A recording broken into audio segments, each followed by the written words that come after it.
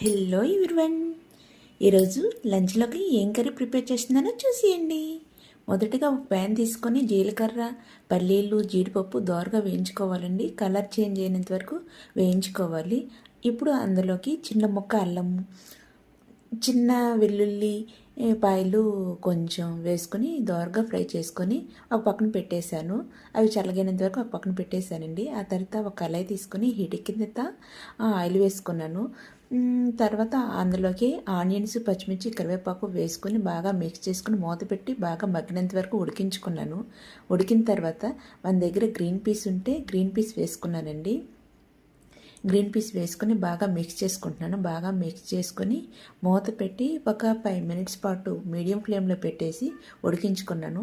ఈ విధంగా ఉడికిపోయాయి. దాంతోపాటు ఆలు, క్యారెట్ చిన్న చిన్న పీసెస్గా కట్ చేసుకున్నాను. కట్ చేసుకొని అవి కూడా వేసుకుంటున్నానండి.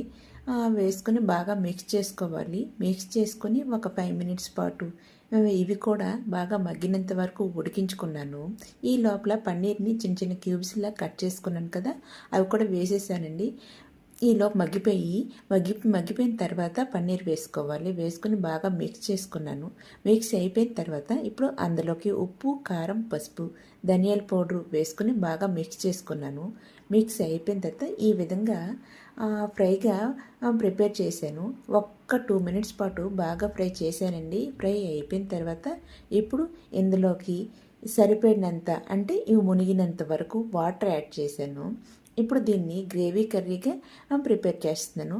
మూత పెట్టేసి మిక్స్ చేసుకున్న తర్వాత మూత పెట్టేసి కెళ్ళినంత వరకు, వాటర్ కెళ్ళినంత వరకు, పైకి వచ్చినంత వరకు ఉంచుకున్నాను. ఈ లోపల ముందు ఫ్రై చేసిన క్రీమీ స్ట్రెచర్ వచ్చినంత వరకు మిక్సీ చేసుకున్నాను.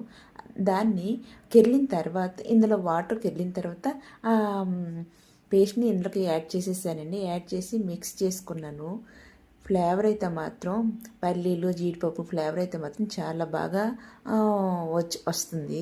ఇప్పుడు ఇందులో మిక్స్ చేసుకొని మూత పెట్టేసి ఉడికించుకున్న తర్వాత రెడీ అయిపోయిందండి కర్రీ. ఈ కర్రీ అయితే మాత్రం గ్రేవీగా చాలా థిక్ బ్యాటర్తో చాలా చాలా బాగుంది. చల్లగా అయితే ఇంకా దగ్గరగా అయిపోద్ది. అందుకే కొంచెం పలచగా ఉండేటప్పుడు స్టవ్ ఆఫ్ చేసేసుకున్నాను. ఈ విధంగా చపాతీతో కానీ పుల్కాతో కానీ చాలా చాలా టేస్టీగా ఉంటుంది ఈ కర్రీ. ఒకసారి మీరు కూడా ట్రై చేయండి. నచ్చితే లైక్ చేసి, సబ్స్క్రైబ్ చేసి, ఫాలో కూడా చేయండి ఫ్రెండ్స్.